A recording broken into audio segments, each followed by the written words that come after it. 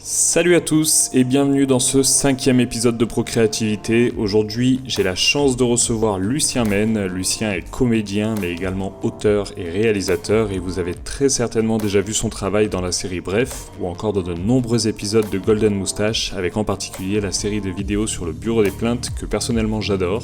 Parmi les nombreux sujets abordés dans cet épisode, Lucien nous dit d'où lui viennent ses idées, il parle de sa vision du métier d'acteur et on aborde des sujets plus perso, comme sa peur de l'échec et ses nombreuses remises en question.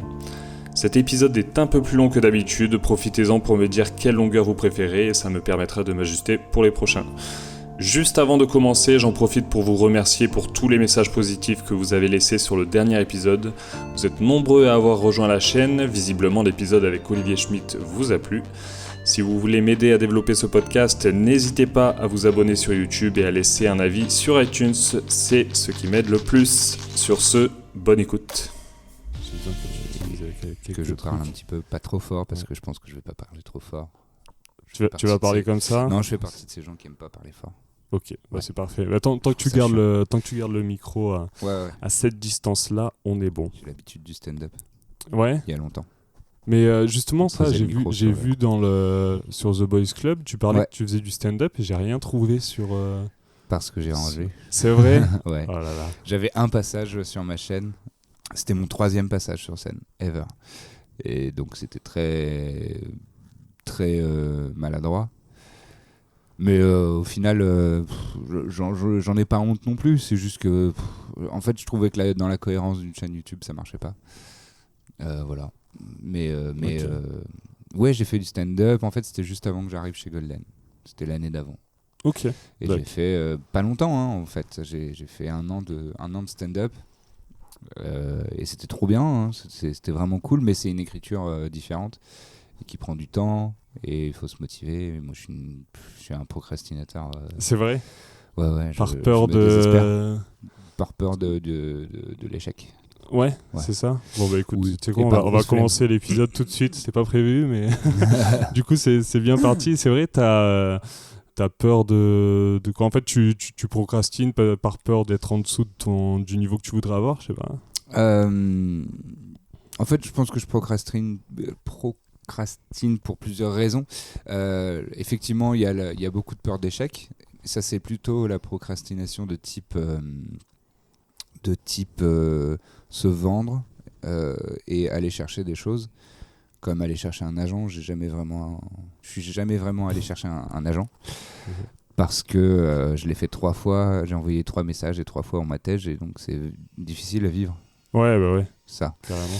Et donc c'est une des raisons pour lesquelles je n'entreprends pas ça. Et c'est con, hein, parce que au final, je pense que si depuis toutes ces années j'avais été un peu pugnace, j'aurais fini par en avoir un, et sûrement un deuxième, et sûrement un troisième, et finalement quelqu'un de bien qui s'occupe de moi et qui peut me permettre de faire plus de choses. Mais en fait, j'ai peur de me faire rejeter. En fait, j'ai peur de me faire. Enfin, c'est pas une peur consciente hyper lucide en fait. C'est plus. Je pense que c'est quelque chose qui est plus inconscient et qui me paralyse dans l'inconscient. Dire ouais, on appellera demain. En fait, ouais, et tu te dis ouais. Bon, pareil, tu vois, l'intermittence, j'ai fini par faire les démarches. Mais tu vois, c'est jusqu'où ça va, quoi. J'ai fini par faire les démarches en décembre dernier parce que vraiment j'étais dans la merde. J'avais plus de thunes du tout pour rien du tout. Et j'ai fini par me dire, ok, il va falloir que je fasse les démarches. J'ai fait les démarches, 4 jours plus tard, je l'avais, l'intermittence. Parce que finalement, le Pôle emploi spectacle, c'est vraiment des gens très efficaces. En tout cas à Paris. Et voilà. Mais je ne faisais pas la démarche. Ouais, ça faisait qu'on me dise, non, vous n'avez pas pas fait assez d'heures. Vous ne serez pas intermittent. Ah ouais. Rien que ça. Ouais, c'est aussi con que ça. Ok. Non, mais c'est comme je vais pas voir mon compte en banque parce que j'ai peur d'être trop à découvert. Tu vois. Ouais, par peur juste de voir le chiffre, tu te dis, tu n'ouvres pas l'application. Ouais, donc c'est stupide parce que au final, tu finis par t'en rendre compte, mais quand il est déjà trop tard parce que ta carte elle est bloquée. Ouais. Voilà, c'est pareil dans le métier en fait. Moi, je fais rien parce que j'ai peur qu'on me dise non, pas maintenant, pas aujourd'hui, pas ce rôle, pas ceci, pas cela.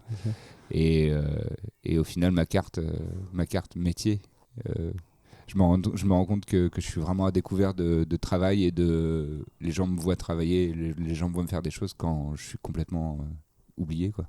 Ah ouais. Ouais. Justement, moi je voulais te demander comment est-ce que tu t'es lancé dans le métier de comédien, parce que donc t'es comédien, réalisateur, auteur. Comment est-ce que t'es rentré dans cette sphère-là? Est-ce que c'est quelque chose que t'as toujours voulu faire? Bah quasiment, ouais. Ouais, depuis... Ouais. J'ai eu un début de vocation vers 9 ans, parce que ma mère travaillait dans un théâtre à Sartrouville, et mon oncle aussi. Et par conséquent, j'y allais souvent, puisque j'étais le fils de la femme qui tenait le bar, buvette, la bouffe. Et tout le monde l'adorait parce qu'elle est très forte en cuisine. Okay. Et donc elle était très populaire dans ce théâtre. Donc ces 2 enfants, mon frère et moi, on avait le droit de venir quand on voulait. Et on allait regarder des spectacles. Et on regardait des spectacles pas pour enfants en fait, au final. C'était... il y a une anecdote dont tous les employés de ce théâtre se souviennent, mais 20 ans plus tard. C'est mon frère qui était petit, mon frère est plus petit que moi. Il devait avoir, je sais pas, 5-6 ans. Et on allait voir un spectacle, mais vraiment adulte, quoi. Peut-être qu'il y avait un peu de nudité, je sais pas. Bref, il y avait des trucs ou des gens qui meurent, ou des thèmes un peu d'adultes, quoi. Et lui, il avait 5-6 ans, et on lui avait dit non, tu peux pas aller voir le spectacle. Et il avait hurlé dans le hall gigantesque du théâtre, en se roulant par terre, parce qu'il était un peu colérique et un peu vénère, mon frère. Et il disait le théâtre c'est pour tout le monde. Ah ouais. Et donc déjà ça a 5 retenti. ans, ouais, il était vénère et mine de rien c'était mignon et à la fois touchant de voir un gamin qui veut absolument voir une pièce de théâtre et qui dit le théâtre c'est pour tout le monde. Normalement c'est plutôt l'inverse. Moi je me rappelle quand j'étais plus jeune, c'était... J'aurais bien aimé qu'on me refuse à l'entrée. Non, mais c'est parce que mine de rien, on nous fait voir des spectacles chiants. Hein. Ouais. Et surtout, moi, c'était sur Avignon et je me rappelle du théâtre d'Avignon les places sont minuscules et j'avais les genoux encastrés dans le truc déjà de devant. Très grand quand t'étais petit. Ouais, enfin, je dis quand j'étais petit, quand j'avais vers les 13 ans, je pense, 12-13 ans, on allait au théâtre. La croissance est venue direct. Ouais, elle dit mec, tu feras je fais la même taille depuis 16-17 ans, je crois. Donc t'étais le mec derrière dans les photos de classe. Ouais, le mec, ça. on disait, toujours toi derrière, toujours au fond. Bon, toi, allez, derrière tout le monde, c'est ça. Donc déjà, très jeune. T'avais cette vocation-là de rentrer dans le théâtre. Et comment est-ce que direct, t'as pris les démarches, t'as pris les devants pour essayer de travailler là-dedans? Ouais. Non, quand j'étais donc au début d'adolescence, j'ai commencé à faire du théâtre dans les petits groupes que j'ai pu trouver dans ma ville, quoi. J'étais en banlieue parisienne et donc j'étais dans un club de théâtre et on faisait une petite pièce à la fin de l'année qu'on écrivait nous-mêmes, enfin que notre prof écrivait pour nous. C'était super sympa et j'étais un peu doué. Et en fait, je pense que c'est ce qui a bâti mon ego, qui m'a donné la confiance de continuer, et à la fois qui m'a donné un ego assez toxique. En fait, j'ai été habitué à ma première rencontre avec ce métier-là ou cette activité-là de jouer la comédie. J'ai été un chouchou, ce que j'appelle un chouchou. C'est-à-dire que, tu vois, je suis arrivé, j'ai un peu cartonné, les gens m'ont trouvé trop marrant et trop cool, et donc j'ai eu un rôle important dès le départ, etc. Et donc j'ai été un chouchou. Et ça m'a donné une mauvaise habitude parce que depuis après, quand j'ai commencé à rentrer dans un cycle plus professionnel, donc cours Simon, machin, ce genre de truc, j'ai plus jamais été un chouchou en fait. Parce que là, t'es confronté à tout un tas d'autres personnes qui étaient eux-mêmes les chouchous. Tu te retrouves avec le haut du panier. C'est une question de chance, c'est une question de confiance aussi, de ton attitude, de la confiance en toi, etc. Donc au fur et à mesure, ma confiance s'est étiolée. Et au cours Simon, j'étais vraiment pas un chouchou. Ma prof ne croyait pas en moi, elle a pas voulu que je passe le conservatoire, etc. Ce genre de truc, Parce que pour passer le conservatoire national de Paris, il faut que tu aies l'approbation d'un cours professionnel certifié. D'accord. Et donc j'étais inscrit dans un cours professionnel certifié, le cours Simon, où j'ai appris presque rien, et où la prof n'avait suffisamment pas confiance en moi pour ne pas vouloir m'inscrire au conservatoire. Genre ça va entacher sa réputation de faire passer un gars pas prêt, tu vois. Ok. Voilà, j'en veux un peu, enfin je m'en fous maintenant, mais je trouve que quand t'as un gamin de 20 ans en face de toi qui a des rêves, c'est une belle manière de le détruire. Ouais, donc compliqué ce genre de moments-là ça. sont un peu nuls et comme c'est un métier d'ego, dans le sens où si t'as pas confiance en toi, personne n'aura confiance en toi et personne ne viendra te chercher si toi tu t'imposes pas un petit peu. Et ça fait des dégâts. Ouais. Et du coup, là, pendant ces années-là, vers 20 ans, est-ce que tu as continué dans ce métier-là ? Est-ce que tu es parti sur autre chose ? J'ai perdu beaucoup de temps, moi. J'ai perdu énormément de temps. J'ai fait des métiers à la con pour survivre, en rêvant et en ne faisant rien efficacement, quoi. J'étais veilleur de nuit, tu vois. J'ai fait plein de boulots de merde en me disant j'aimerais bien faire ci, j'aimerais bien faire ça, en ayant des idées de films, de courts-métrages, de ci, de ça, de pièces de théâtre, et en ne faisant pas beaucoup de choses. Parce que j'avais peur de me faire rejeter, parce que j'avais peur de pas y arriver. Ouais. T'avais eu une petite expérience un peu traumatisante avec cette. Non, je pense que c'est mon ego c'est mon ego nul de. En fait, la première fois que je me suis confronté à ça, c'était très facile et tout le monde m'a trouvé formidable. Ouais. J'ai eu ensuite quelques expériences de petites gifles de calme-toi, t'es un être humain. Ouais. Et ce qui est bien, hein, ça dépend de la puissance de la gifle. Hein. Si ça te détruit, c'est pas très cool. Mais c'est bien de se prendre des gifles de calme-toi, t'es qu'un être humain. Et après ça, je pense que mon fort intérieur se disait de toute façon les gens vont te rejeter, donc à quoi ça sert? Tu vois, donc il y a beaucoup de moments. Donc t'avais ton ego qui était placé un peu haut et t'avais peur que la moindre expérience que t'allais faire allait inévitablement te blesser. Tais-toi, Google. Ok, Google, silence. Ah, j'avais pas capté que c'est elle. Je pensais que c'était quelqu'un dehors. Mais... Attends, je l'éteins. Ferme ta gueule. On a le Google Home le micro est désactivé. Qui vient s'incruster dans la conversation. Ils sont partout, c'est Moscou, hein, ils nous écoutent. Hein. C'est Black Mirror ou quoi?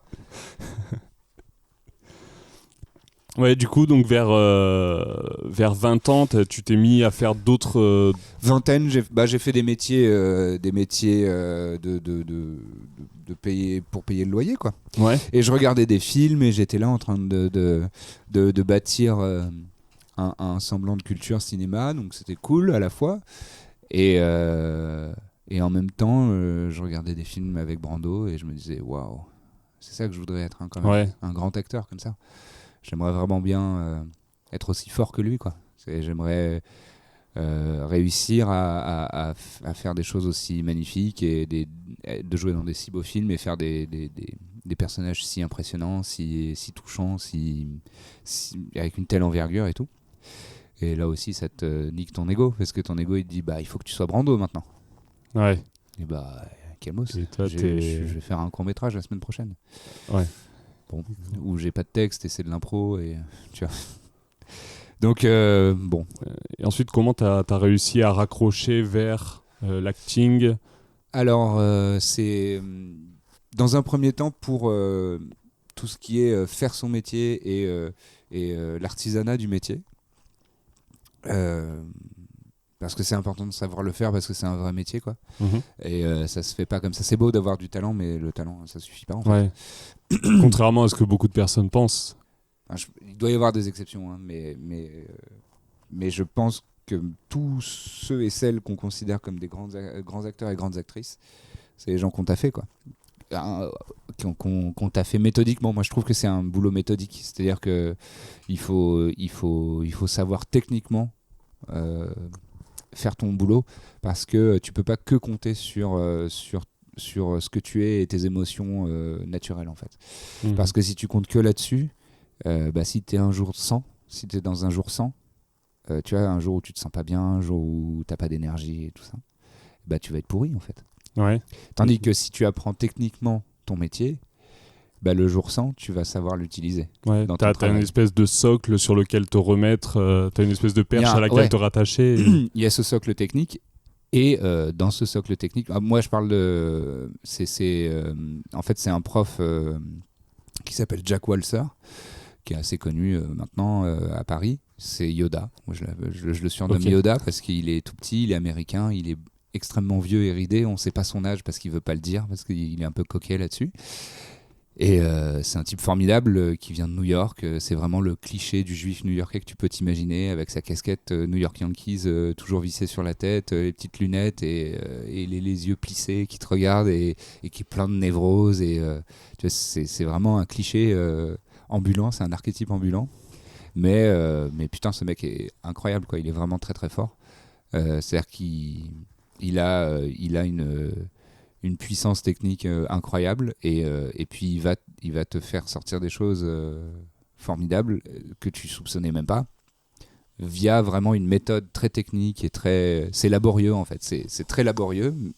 Ça te demande beaucoup d'exercices où tu peines, où tu te dis mais en fait ça sert à rien de faire ça. Il te fait répéter des mots en construisant un château de cartes et tu te dis mais c'est de la merde, ça sert à rien.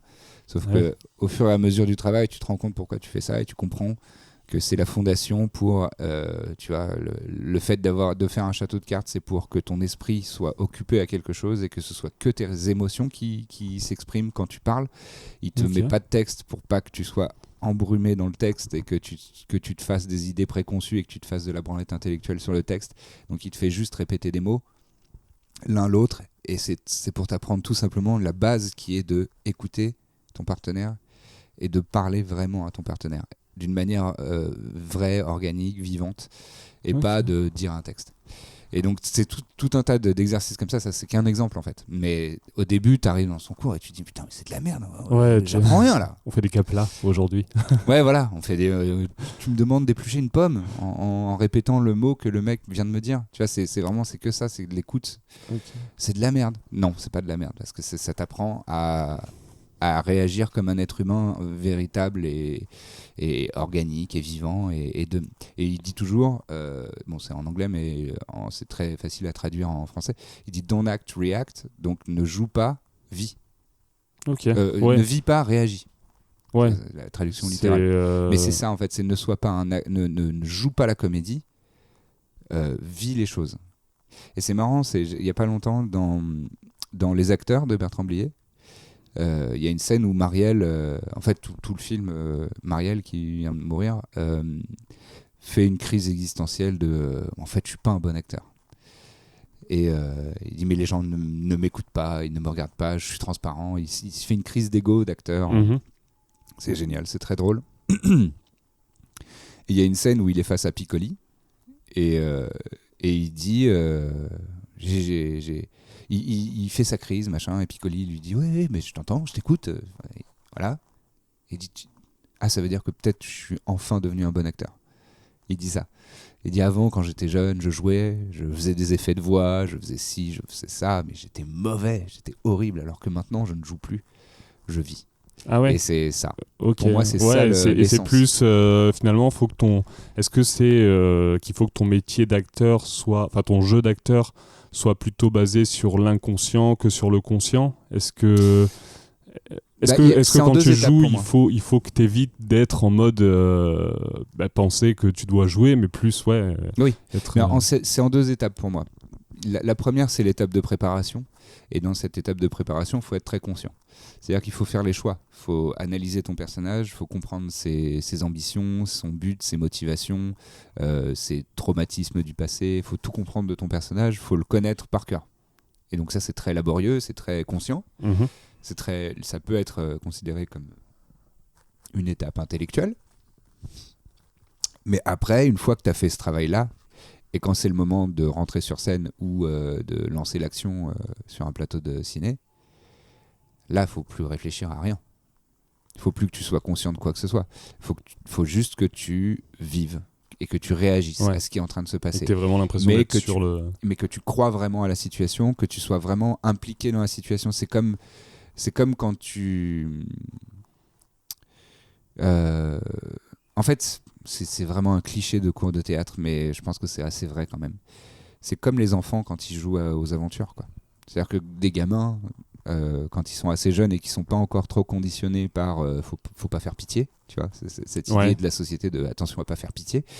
C'est comme ça qu'on disait quand j'étais jeune, en tout cas. Oui, éviter le ridicule, quoi. Ouais, voilà, c'est ça. Les gamins s'en battent les couilles de ça, et tu vois des enfants quand ils jouent à n'importe quoi, ils jouent aux cow-boys aux Indiens ou ou à la dinette, où on joue. Moi, j'avais une copine quand j'étais petit, on jouait à la maison. Juste, on était un foyer, tu vois, c'est un truc extrêmement hétéro-normé, machin.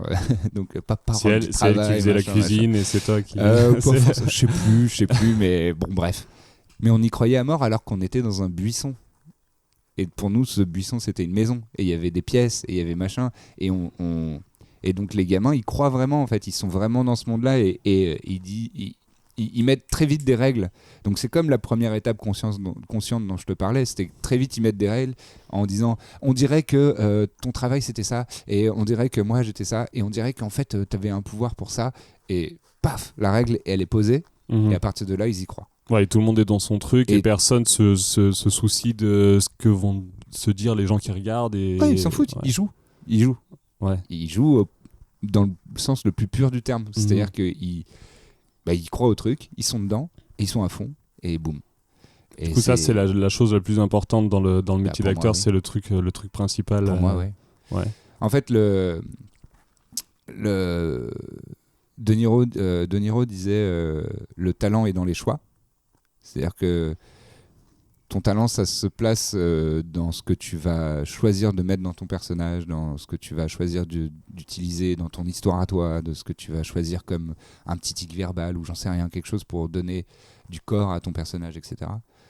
Mais après, il n'y a pas que ça, en fait. Ça, c'est le talent. Après, le travail, c'est de savoir le faire exister, le faire vivre. Et je reviens sur un truc que je disais tout à l'heure, sur le jour sans, quand tu as un jour sans. Quand t'as pas d'énergie, ou quand tu te sens pas bien, ou quand, je sais pas, t'as la diarrhée, tu vois, c'est possible. En fait, t'es en train de travailler, t'es sur un plateau de tournage et tout ça, et t'es malade. Théoriquement, il faut que tu travailles. Et quand tu apprends cette technique que j'ai, moi, découverte avec Jack Walser, il y a ce qui s'appelle les pensées réelles.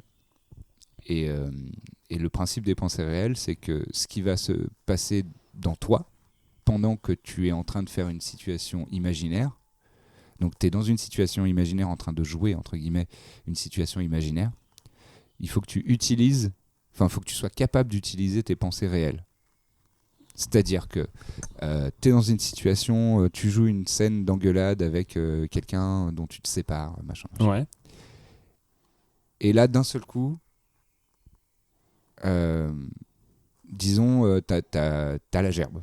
Parce que t'es malade, donc là, dans toi-même, pas ton personnage. Toi, ouais. Toi, la personne qui incarne le personnage, tu as la nausée parce que t'as une gastro ou t'as mangé des trucs pas frais la veille. Il faut que tu trouves un moyen d'incorporer ça à ta scène. Ok. Et tu dois dans ta façon, pour qu'il y ait le moins de dissonance entre ton personnage et toi-même. Et ce qui se passe dans ton corps, ce qui se passe vraiment, parce que tu peux pas nier ce qui est en train de t'arriver à l'intérieur. Il y a des pensées, il y a des émotions, il y a des sensations. Elles sont trop fortes, elles t'arrivent. Ouais. Donc tu es obligé de les faut mettre dedans. Faut pas les nier, mais faut foncer dedans. Voilà. Faut jouer avec. C'est comme quand il y a un accident sur le plateau. Tu as les grands acteurs, ils s'arrêtent pas de jouer. Ah ouais ? Ben oui. Tu vois, il y a un truc assez connu dans Blade Runner. Il y a une scène où... tu as vu le film, l'original? J'ai pas vu l'original, j'ai vu celui qu'ils ont fait il y a pas longtemps. Il y a 3-4 ans, là. Ouais. Dans l'original, il y a une scène où il y a un personnage, une meuf, qui a une scène un peu violente et qui s'enfuit, qui était censée rentrer dans une voiture et devoir partir sur la gauche. Et ben, quand elle rentre dans la voiture, elle courait tellement vite qu'elle a cassé la vitre. Ouais. Et ben, elle a continué.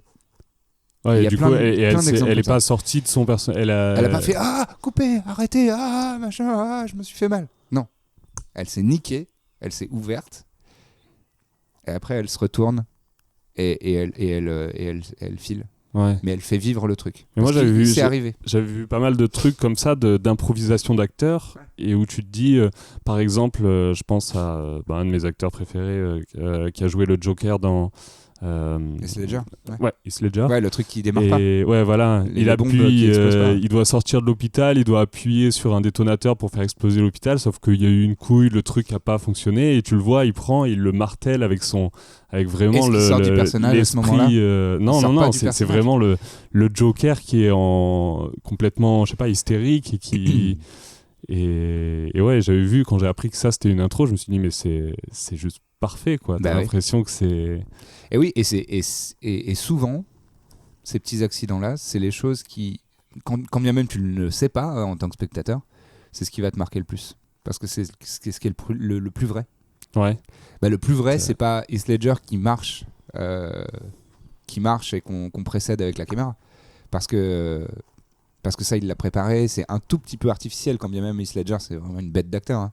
C'est un tout petit peu artificiel parce qu'il l'a préparé, il a préparé sa démarche et tout ça, machin. Tout en croyant au personnage, etc. Sauf que ce moment où son détonateur, il fonctionne pas, et sa réaction de « putain, nique sa mère !» machin, il est énervé. Ouais. Il est encore dans le personnage, sauf que c'est un truc extrêmement vrai qui est en train de vraiment se passer. Ouais, et c'est pour ça que c'est ce moment-là où on fait. Ouais. Là, on est dedans parce que on le sent instinctivement, quand bien même on le sait pas. On sent que c'est un vrai truc hyper 100% authentique, puisque c'est 100% authentique ce qui est en train de se passer. Et l'explosion qui jaillit, et ça le fait sursauter. Ça le fait vraiment sursauter parce qu'il s'y attend pas en fait à ce que ça parte vraiment. Ouais.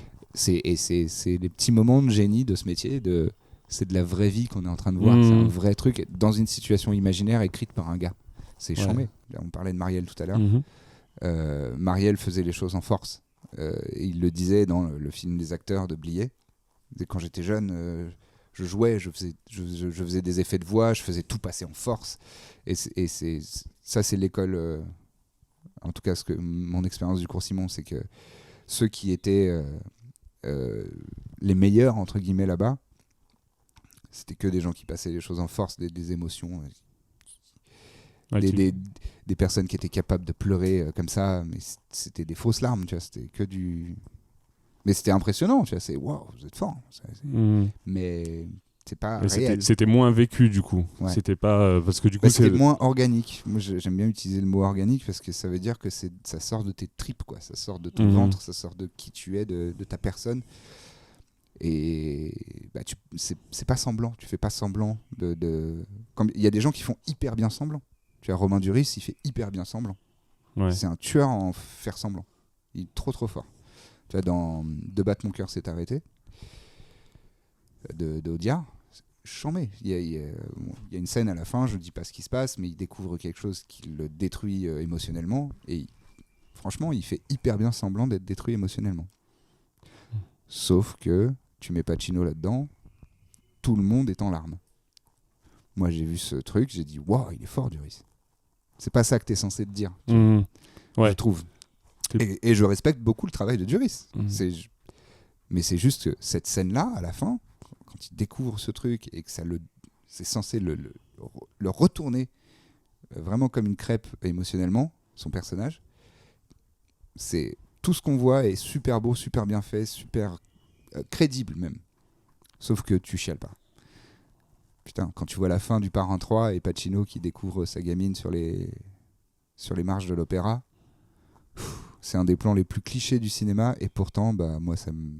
Ouais, c'est quelque chose qui est hyper émouvant. Parce que tu sais que Pacino, à ce moment-là, pardon, c'est un spoil, mais bon, le film est sorti il y a 20 ans. Oui, si vous êtes... À ce moment-là, il est sur les marches de l'opéra, il a perdu sa fille. Pacino. Ouais, dans sa tête, c'est comme Pacino, ça. Pacino, il a perdu un enfant. Ouais.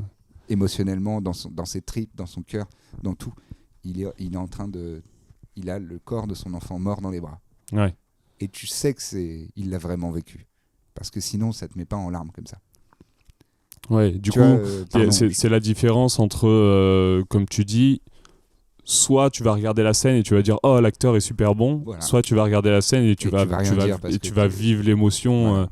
Et au final, l'acteur n'est presque qu'une vitrine et tu le vois même pas. En fait, c'est pas lui que tu remarques, mais c'est l'histoire et t'es plus porté par l'émotion. Exactement. Ouais. Exactement pour moi. Et après, tu reprends ce truc et tu dis putain, vache. Sean Penn dans la dernière marche, à la fin, il m'a tué. Hein. Pendant le film, tu ne le penses pas. Tu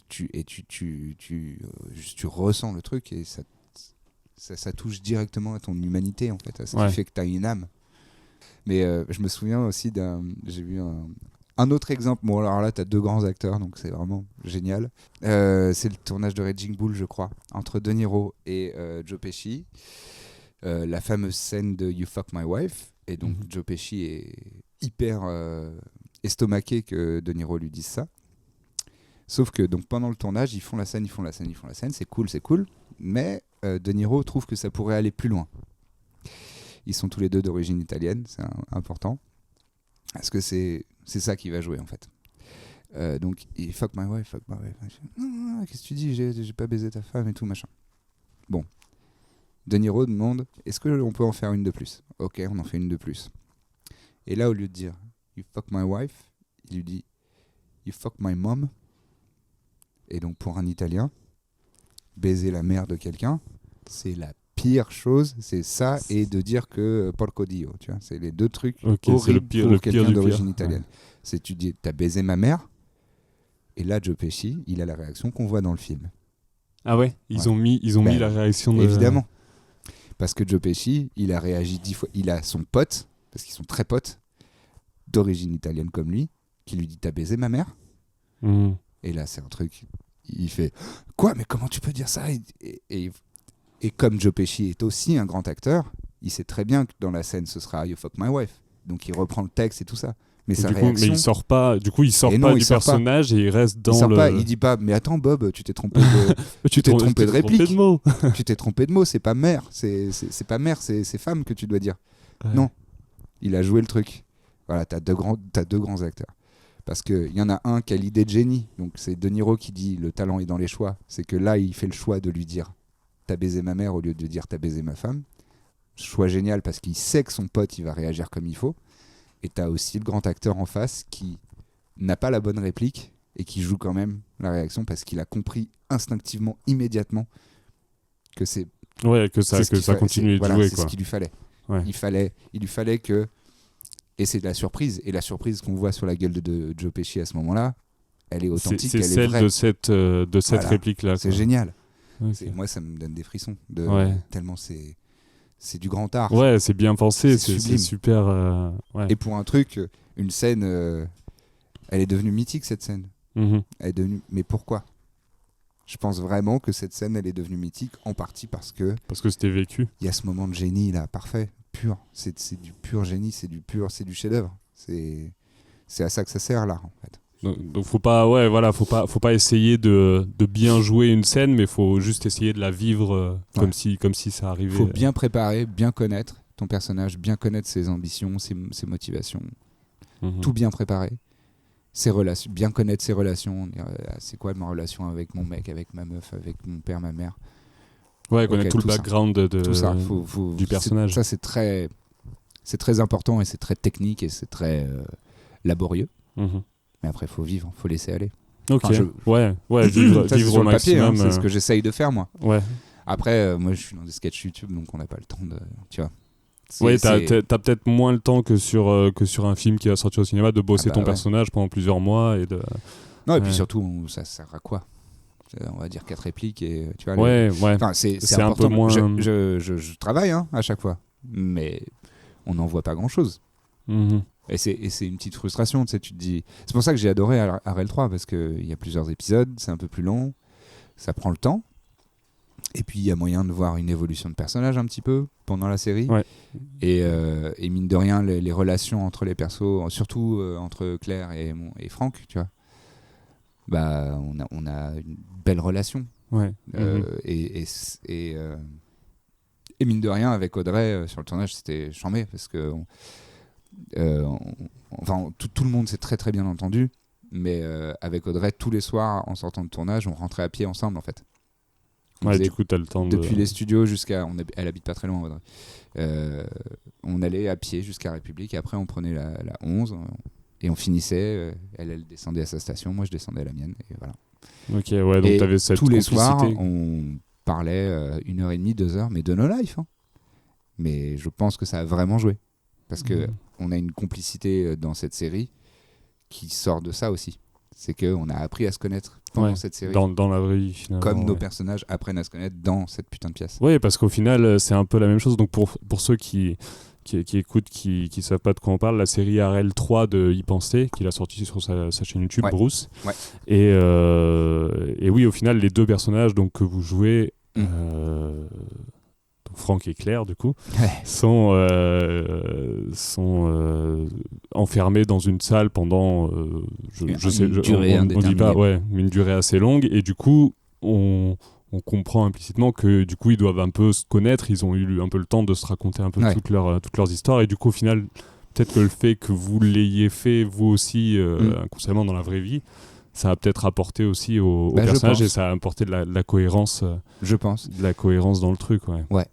Pour raccrocher sur la timeline de tout à l'heure, du coup, quand est-ce que tu as intégré Golden Moustache? Saison 2 de Golden. Ouais, donc c'était en fin 2013, je crois. Ouais, c'est ça. Alors attends. Attends, pour refaire la chronologie de ma life, Ouais.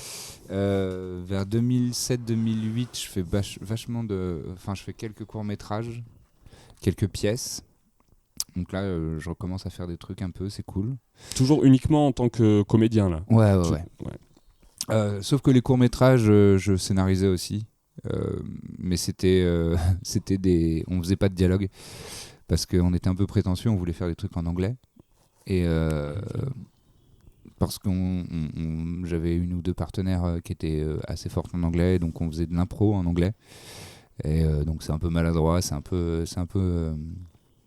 cliché, on dit beaucoup de fuck et de machin comme ça, tu vois, c'est vraiment le truc des Français qui veulent parler anglais, quoi. Vous Mais avez des au lunettes final, de soleil et vous... on fume des clopes, ouais. Okay. Enfin, tu vois, c'est vraiment des trucs un peu... Mais pour le coup, c'est pas juste regardez, on est stylé. On a essayé de faire des histoires un peu intéressantes. Toujours est-il que voilà, je commence à faire ces trucs-là, et il y a un des courts-métrages, c'est mon idée d'ailleurs. Je me souviens vraiment très nettement de comment à quel moment j'ai eu cette idée-là. J'étais en train de repasser mes chemises pour mon boulot aux Galeries Lafayette, donc vraiment tu te dis oh là là, ma vie elle est nulle, et donc tu t'évades un petit peu, et donc je me suis dit j'aimerais trop faire un truc où vraiment c'est pas ma vie du tout, quoi.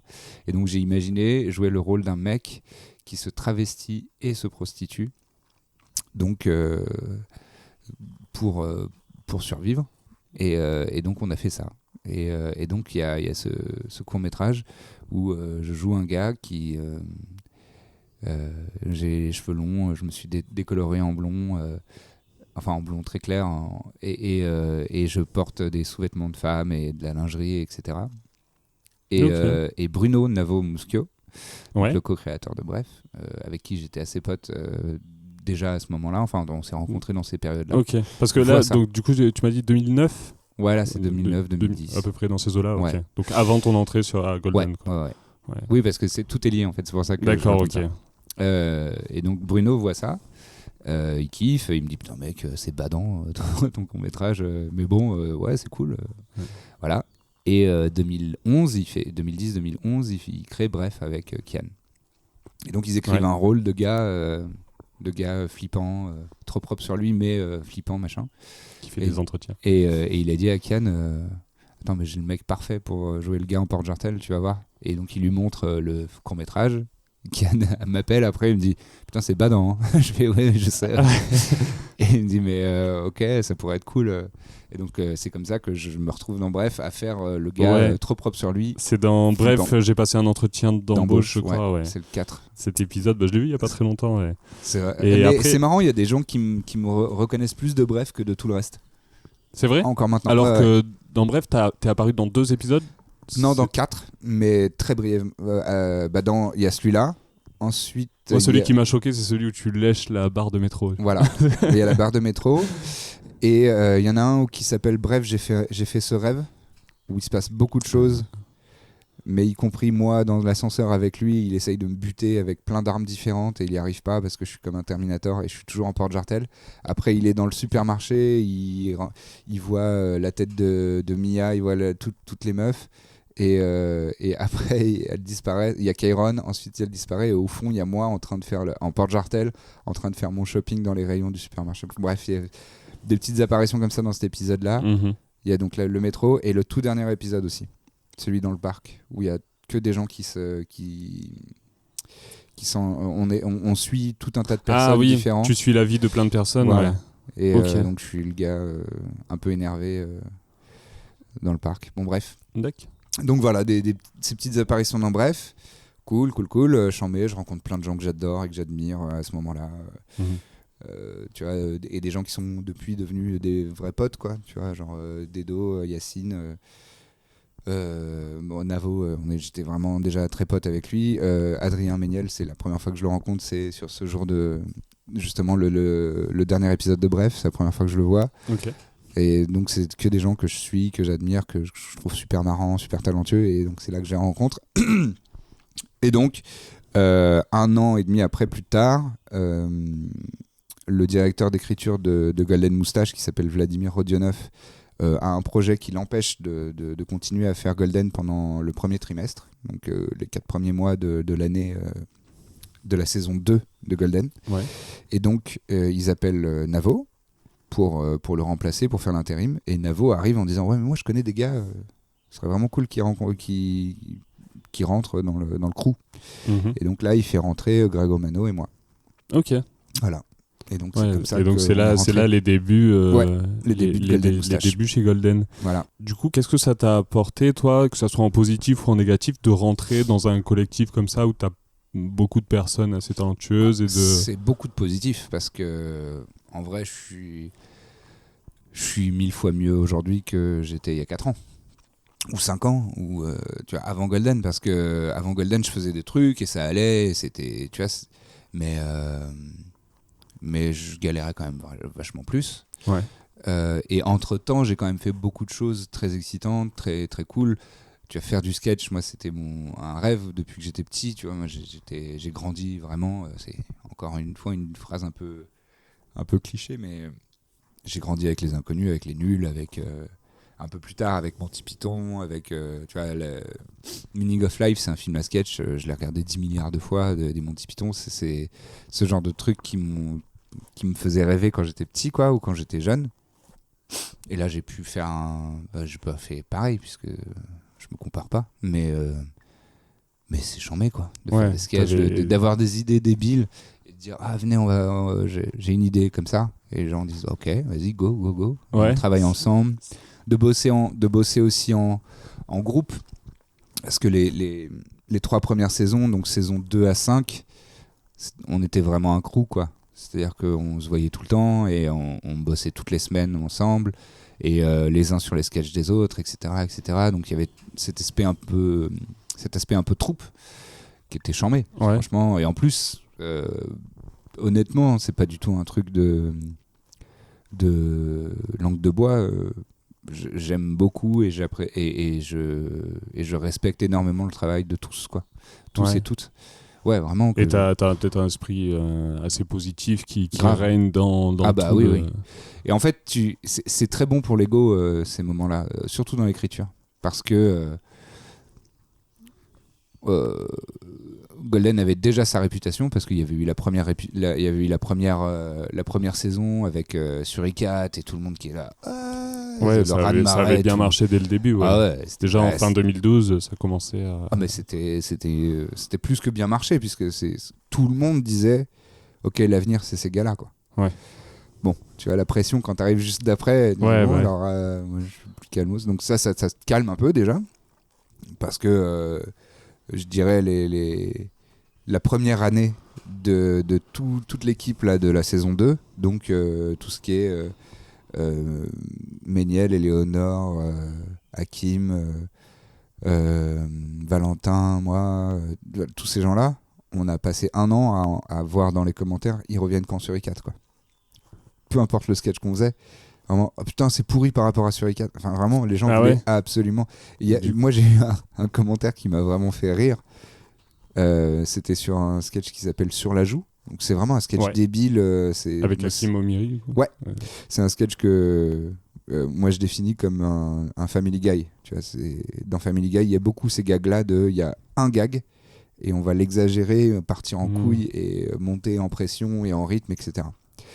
Donc voilà, et c'est pour ça que les 2 personnages au début du sketch, ils sont en train de regarder Family Guy. D'accord, ok, c'est le petit clin d'œil. On entend juste au son, on entend juste un peu de dialogue de Family Guy.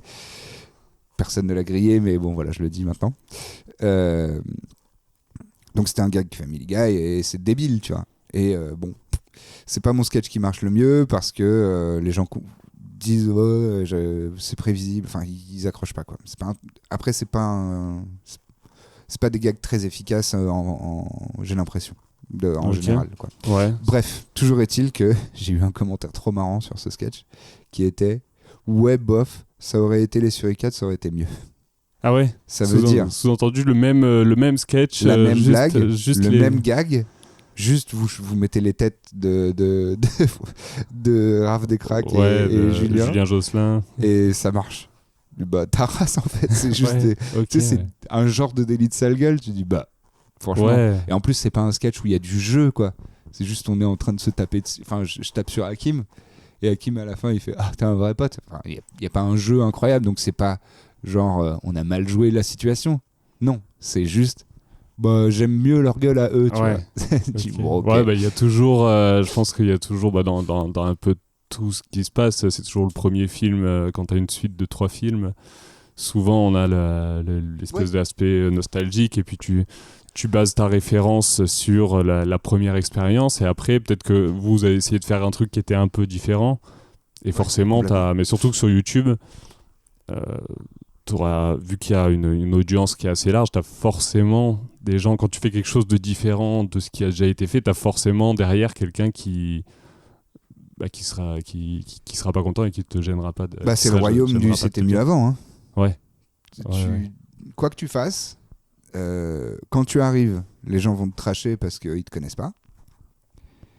Et après, ils se sont habitués. Après, ils s'habituent, ils t'aiment bien. Et après, une fois que t'es plus vraiment là et que t'as été remplacé par quelqu'un d'autre, ils vont dire c'était mieux lui. Ouais.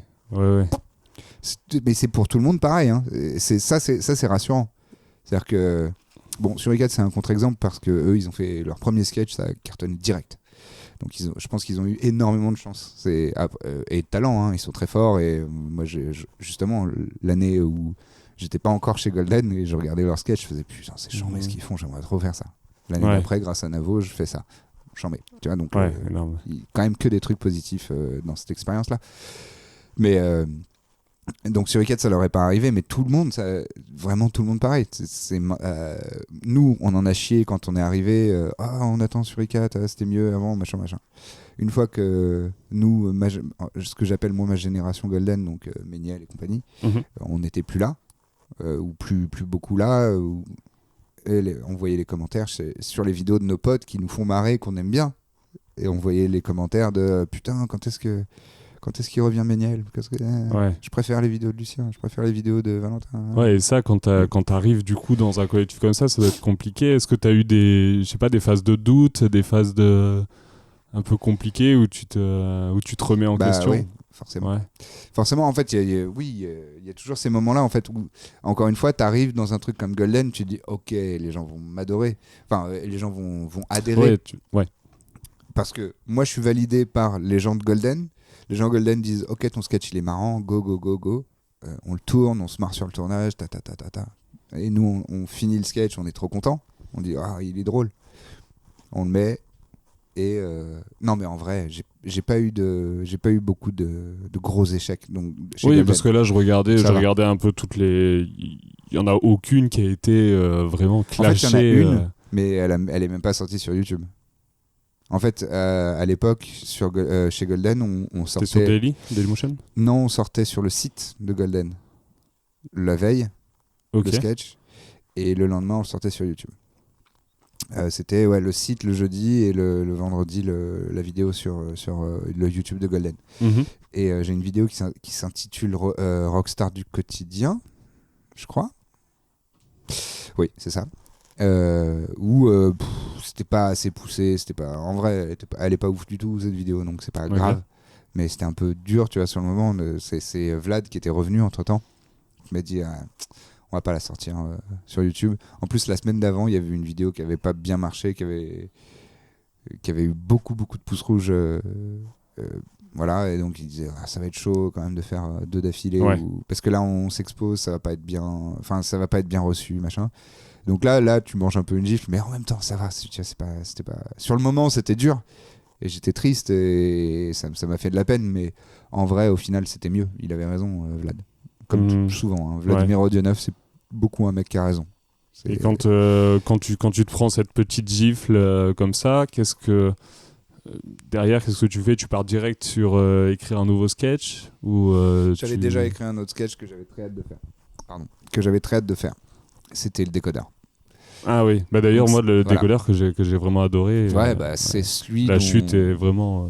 allez le voir si vous l'avez pas vu. Parce que ouais, le décodeur... Super, mais vachement émouvant en plus. Parce que c'est une émotion différente. C'est ça. C'est pas juste des blagues, quoi. On a tous un parent, au moins. Ouais. Et du coup, tout le monde peut un peu... Il y a des personnes qui sont orphelines et je vous prie de m'excuser. Si vous écoutez ça, je suis désolé et je suis très triste pour vous. Mais on a... La plupart, ou du moins on sait ce que c'est que d'avoir quelqu'un, une figure maternelle ou paternelle qui s'occupe de soi, qui s'occupe de vous quand vous êtes jeune, et on a tous été un peu une tête de con et on a tous été un peu en rébellion alors qu'on a besoin d'amour et il y a des moments où on refuse de prendre cet amour-là. Bref, je pense que ça peut parler à beaucoup de gens.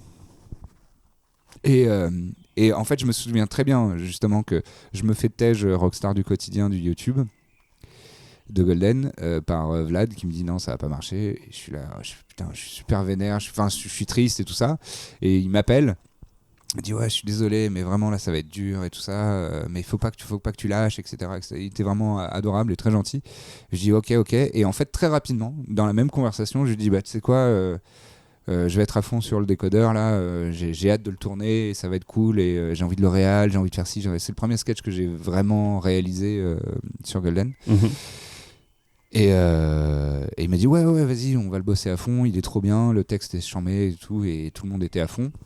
Et voilà. Et au final, tu vois, de ce moment dur de se faire jeter un sketch de YouTube de Golden, au final, il y a celui dont je suis rétrospectivement le plus fier. Ouais, c'est celui que tu préfères. Oui, parce que le sketch qu'on voit, c'est exactement le sketch que je voulais faire. 100%. Ouais. Parce que parfois il y a une espèce de différence. Ça arrive que sur la réalisation, ça débouche sur quelque chose qui a rien à voir avec ce que tu voulais faire. Rien à voir, non. Parce que ça reste en général ton histoire, ton dialogue, etc. Mais il y a des moments où c'est un peu éloigné de ce que tu imaginais à la base, donc ça peut être décevant. Et là, ça peut être frustrant, ouais. Ouais, mais après, il faut s'y faire. Hein. Parce que ce qu'on imagine dans sa tête, c'est facile. On a la meilleure caméra, on a le meilleur son, on a le meilleur tout dans nos têtes. Tu peux faire des angles impossibles. Tu peux faire des trucs fous. Dans la vraie vie, il faut se soumettre à certaines règles. Imposé par la physique. Ouais, déjà rien que les lois de la physique. Et par l'argent, imposé par, tu vois, on n'a pas un budget illimité, on n'a pas, tu vois, c'est pas forcément. Tandis que voilà, le décodeur, il y a des petits pétouilles, il y a des petits trucs qui vont pas. Enfin, il y a le fait que Flaubert ait 22 ou 23 ans au moment du tournage de sketch et pas 16 ans. Ouais. C'est un problème. Ouais, mais sa tenue et son attitude font qu'on comprend rapidement le personnage. Ça aussi, c'est une victoire de ce sketch. C'est que je me souviens très très bien. On l'a tourné à la fin de l'été. Et je lui avais envoyé. Aude avait accepté tout de suite. Et Flaubert, je lui avais envoyé et il m'avait dit putain, il est chambé ton sketch, mais je sais pas, je me sens pas, il est pas à l'aise en tant qu'acteur. Flaubert, il se fait pas confiance du tout et tout ça. Et d'ailleurs, il passe la plupart de son temps à faire autre chose que jouer. Il est plutôt auteur. Il est beaucoup plus auteur et réel qu'acteur. Mais moi, je savais qu'il serait bien. Parce que je sais que dans son adolescence, il a eu des moments comme ça. Je savais qu'il aurait les références, il aurait l'attitude parce c'est un bon observateur, Flaubert. C'est pour ça que c'est un bon auteur aussi. Hein. C'est un très bon observateur et je pense que c'est une qualité commune entre auteur et acteur. C'est qu'il faut savoir bien observer les choses pour savoir se les approprier, les refaire soi-même. Bref. Et quand il a fini par accepter, je lui ai dit mec, franchement, fais-moi confiance, je vais t'accompagner, je vais te diriger et tu seras bien, je sais que tu seras bien. Moi, je te fais confiance, fais-moi confiance, go, viens, on le fait ensemble. Et il a fini par dire ok, je te fais confiance, vas-y, j'y vais.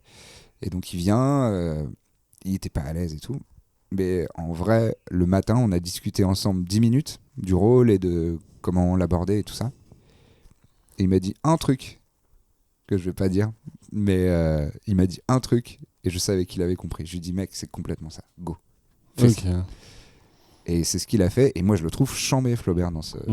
Ouais, il est vraiment bien. Il a une façon de ne pas articuler ses mots, d'avoir les épaules molles. Il fait vraiment le gosse de 16 ans qui est un sans petit être peu... cliché, tu vois. Il fait pas des éclats de voix de « je suis en train de muer », tu vois. Il fait pas de trucs ridicules.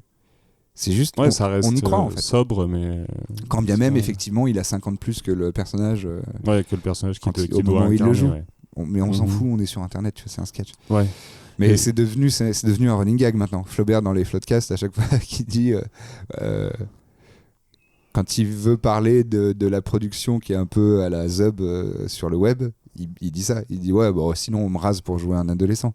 Et c'est devenu un gag, tu vois, maintenant. Mais c'est cool, tu vois, moi je suis content de l'avoir fait comme ça. Ouais. Je suis très content. Et justement, donc tu dis qu'il y a une qualité...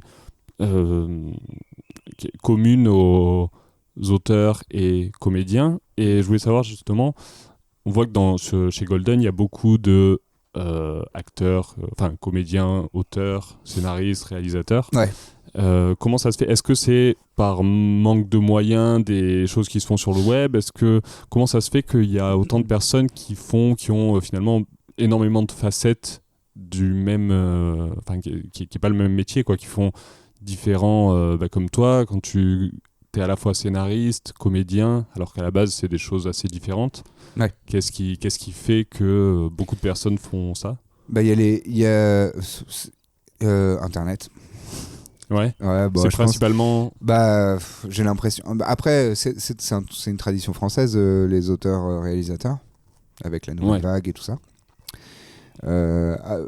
Auteurs, réalisateurs, acteurs, un peu moins. Mais en fait, c'est comme dans les films indépendants américains. Souvent, le réal se donne un rôle. Et en fait, ça va dans les deux sens. Je pense qu'il y a des gens comme Flaubert, justement, qui sont avant tout réal et auteurs. Et qui se sont donné des rôles parce que c'était pratique et que c'était facile. Et qui voyaient bien... Mais non, mais vas-y, on va pas se faire chier à trouver un acteur. Au début, en tout cas. Au début de Suricat et tout ça. Voilà. Et donc ça marche dans ce sens-là. Et ça marche aussi dans l'autre sens. C'est-à-dire qu'il y a des gens comme Justine Le Potier, Eleanor Coste, Nicolas Bernot, moi. On est des acteurs, vraiment de formation et de vocation. Et on s'est mis à écrire parce qu'on en avait marre d'attendre qu'on écrive pour nous. Tu vois, les uns les autres. Tu te dis, je vais me caster mon rôle. J'ai envie de jouer un mec qui fait ci et ça. Je vais l'écrire parce que, putain, avant qu'on me le propose. Parce que c'est le quotidien dans notre métier. Tu vois des trucs et tu dis, putain, j'aurais bien aimé faire ça. J'aurais bien aimé faire ce rôle. J'aurais bien aimé faire ci. Au bout d'un moment, c'est fait. Soit t'abandonnes. Tu prends un peu les soit devants. Tu dis, nique ça, je vais le faire moi-même. Ouais. Et quand t'as une opportunité comme Golden Moustache, trop bien. Tu vois, Nico Bernot, c'est un super bon exemple parce que lui, on le faisait pas mal jouer. Mais on le faisait jouer des rôles un petit peu toujours pareils. C'est-à-dire des mecs qui gueulent, des mecs en force, des flics, des mecs qui ont beaucoup de charisme, qui ont une grosse voix, qui ont un physique imposant et tout ça. Et Nico Bernot est ça. Physiquement, tout ça, il est capable de tout ça. Et effectivement, il a ce gros charisme. Mais c'est aussi un mec ultra sensible. C'est un des mecs les plus sensibles que je connaisse. Il est hyper émotionnel, Nicolas Bernot. Et tous les trucs qu'il a écrits chez Golden, il a fait que deux sketchs. Non, deux. Il y a Jojo et Détestable. Il a fait 2 sketchs. À chaque fois, son rôle, c'est pas ça. Ouais, il joue plutôt le mec sensible et il est hyper tendre, hyper sensible, hyper doux, et c'est très émotionnel, très calme. Et c'est une vraie facette de lui qu'on ne voit pas initialement, tu vois. Et donc c'est dans ces cas-là où c'est mignon de voir un acteur qui sait qu'il a cette palette-là, parce qu'il se connaît en fait. Il sait qu'il est capable de ça, il sait que c'est pas ce qu'on voit de lui, mais c'est ce qu'il est au fond. Et donc il se l'écrit parce qu'il dit pour l'instant on me voit pas comme ça. Donc tu vois, Nicolas Bernot dans Détestable, il est ultra touchant, tu vois. Et c'est pas du tout un mec en force. Et là, c'est le drame. J'ai fait tomber mon boîtier par terre et l'enregistrement s'est arrêté. Donc on a fait une petite pause et on reprend tout de suite avec ma prochaine question. du coup, j'enchaîne direct sur ma prochaine question. Ouais. Comment est-ce que tu gères les critiques quand il y a des personnes qu'elles soient positives ou négatives sur les sketchs que tu fais? Est-ce que tu es du genre à regarder les commentaires, à te dire bah tiens qu'est-ce que pensent les gens, ou à t'occulter de tout ça? Alors celui qui dit qu'il s'occulte de ça, c'est un mytho. C'est vrai, personne. C'est impossible. Tu crées quelque chose, tu le mets devant le public, t'as envie de savoir ce que le public en pense. Qui est une entité vaporeuse à dire non mais voilà, je vous drop mon art et faites ce que vous voulez. Non mais ça peut être une manière, comme tout à l'heure tu disais que tu avais peur de regarder ton compte en banque. Ah oui, ça c'est autre chose. Ça peut être une peur de regarder les... Oui, ça d'accord. Mais c'est pas genre ça ne m'intéresse pas. Ah non, oui, non. C'est plus je veux pas regarder parce que j'ai peur de manger des patates.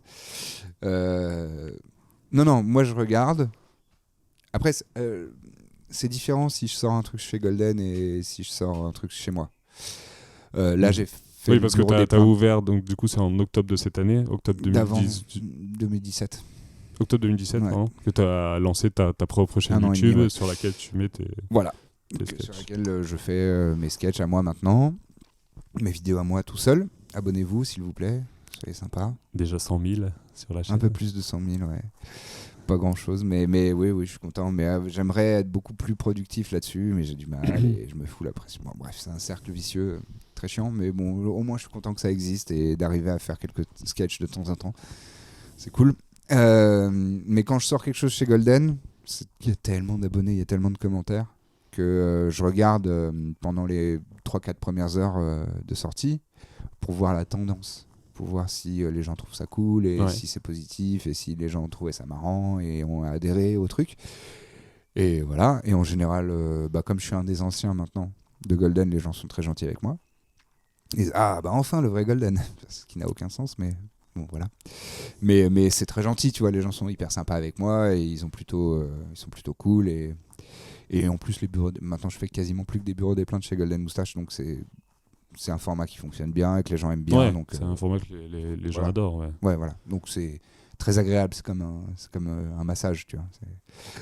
Et après, quand je sors des vidéos sur ma chaîne à moi, j'ai de la chance dans le sens où je crois que j'ai quand même une grosse majorité d'abonnés qui m'aiment bien de base et qui sont très bienveillants, gentils. Assez bienveillante. Ouais, ils sont très doux avec moi et très gentils. Donc la plupart du temps, les commentaires sont quand même très sympas. Très gentil, parfois trop. Il y a des gens qui disent génie. Non, vraiment, c'est pas ça le génie, mais ça me fait plaisir que vous le disiez parce que vous êtes gentil et que vous m'aimez bien. Donc c'est très agréable et ça fait plaisir. Et parfois, tu as des commentaires négatifs et écoute. En fait, au tout début de Golden, ça m'affectait beaucoup plus, évidemment, parce que j'avais pas encore de cuir très épais, quoi. Donc ça me faisait de la peine et ça me touchait. Maintenant, ça peut me toucher, bien sûr, évidemment que ça me touche, mais ça va moins me remettre tout en question toute ma life. Ok, t'es quand même moins sensible par rapport à ça. Et juste avant, est-ce que quand tu crées ton projet, tu as le regard des gens qui vont voir? Non, ça faut pas, je crois pas. Hein. Non, faut pas. Toi, quand tu fais ton projet, tu penses à ce que tu veux faire, tu le fais et tu essayes au minimum. Je pense que c'est une grosse erreur, ça. Je pense que c'est une grosse erreur. Ouais. D'imaginer ce que les gens vont en penser. Faut surtout pas, je pense pas. Parce que ça va corrompre ce que tu veux faire, en fait. Si tu essayes de faire un truc... ça se trouve, tu vas y arriver. Tu vas réussir à faire un truc qui va plaire aux gens. Mais t'as pas les bonnes intentions derrière. En fait, je crois. Hein. Ouais. Et puis, je crois que ce qui fonctionne encore plus, c'est quand tu fais quelque chose parce que toi, c'est important de le faire pour toi et parce que toi, tu le ressens comme ça et parce que toi, tu as envie de le faire comme ça. Et si ça connecte avec les gens, tant mieux. Et là, c'est d'autant plus fort.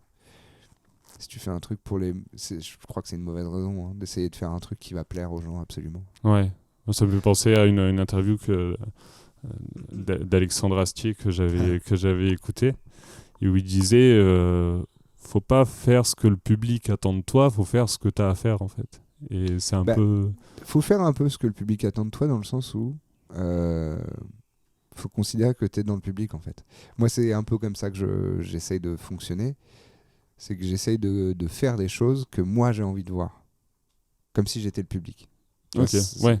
Bon, il y a une petite nuance. Mais ouais, Mais pas un truc pour plaire à tout le monde, un truc pour plaire aux... Après, il y a des gens pour qui ça fonctionne très bien, et tant mieux pour eux, tu vois, c'est super. Mais bon, voilà. Bon, moi, ma façon de voir les choses, c'est essayer de faire un truc que toi, tu as envie de voir et qui te manque, un truc qui te manque. Ou alors un truc qui existe et toi, tu as envie de faire ta version de ça. Hein. Très bien, c'est pas grave. Faut s'inspirer. Moi, je trouve qu'il n'y a pas de honte à prendre un concept qui fonctionne bien et essayer de te l'approprier. Et d'y apporter ta touche, ta propre touche. C'est le principe des reprises. Tu vois, il y a un morceau formidable qui existe. Tu as envie de l'interpréter, de le faire à ta manière ou de l'arranger à ta manière en musique. Bah, vas-y, fais-le, bien sûr. Tout le monde l'a fait, même Mozart l'a fait, donc c'est bon, tu vois, c'est validé par des gens, tu vois. Quand tu écris une vidéo, est-ce que tu suis des règles très établies de scénarisation, ou est-ce que tu fais ça plutôt comme tu le sens, enfin, est-ce que tu fais ça plutôt au feeling, ou est-ce que tu essayes de te raccrocher à, par exemple, des bouquins de théorie, de narration, quoi? Bah, le truc, c'est que la plupart du temps, je suis amené à écrire plutôt des trucs très courts, des vidéos qui vont faire max 6 minutes, 7 minutes. Donc, non, en fait, je le fais pas activement.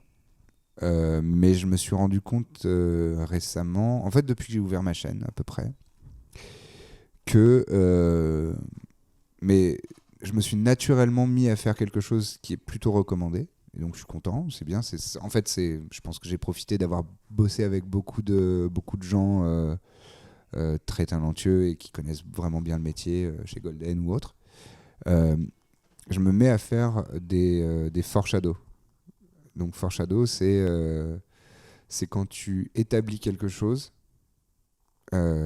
qui n'a pas d'importance au moment où tu le dis ou au moment où tu le fais dans le scénario, mais qui va avoir une conséquence et ça va se révéler plus tard. Je donne un exemple concret. C'est quoi, c'est le background ? Non. C'est comme un indice que tu mets au début de ta vidéo, enfin dans les premiers moments de ta vidéo, et qui va avoir un intérêt plus tard. Je te donne un exemple concret, ça va être beaucoup plus simple. Dans mon tout premier sketch qui s'intitule À vos souhaits sur ma chaîne, avec John Rachid et Clara Doxal, mon personnage à moi dit ça fait 3 ans que j'ai pas eu de nouvelles de mon père, on s'est engueulé pour un truc politique à la con. On s'en fout. Tu vois. Oui, ça passe comme juste un dialogue. Voilà, c'est pas une info importante. À la fin du sketch, on a compris que mon personnage était un petit peu un facho. Il était un peu raciste et un petit peu voilà. Un petit peu macho. Un petit peu macho, un petit peu facho, un petit peu problématique, selon moi. Eh ben, il y a quelques personnes qui ont dit ah putain, c'est trop malin d'avoir dit qu'en fait ton embrouille avec ton père c'était pour une raison politique. Ouais, c'est du coup tu comprends, en fait ça donne de la profondeur à ton personnage. C'est-à-dire que moi je savais en fait au final que j'allais dire des trucs racistes et misogynes, etc. Et je l'ai dit, je l'ai préparé, j'ai préparé le terrain avec une réplique qui a l'air anodine avant. Oui, voilà, c'est ce genre de truc là où en fait, mais je m'en suis rendu compte après, tu vois, je me suis pas dit ah bah tiens, je vais le préparer comme ci comme ça. C'est juste que j'ai dit ça fait 3 ans que je me suis embrouillé avec mon père pour un truc politique à la con.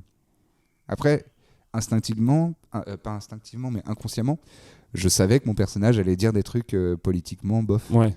Mais du coup, tu construis ton personnage sur finalement toutes et les... ça se fait un petit peu facilement, un petit peu naturellement, mais c'est parce que c'est la vertu de l'expérience en fait. C'est d'avoir écrit pas mal de trucs, c'est d'avoir lu beaucoup de scénars de plein de gens et plein de vidéos, etc. Donc dans des vidéos courtes, c'est ce qui s'approche le plus de ce qu'on peut appeler de la théorie d'écriture de scénar.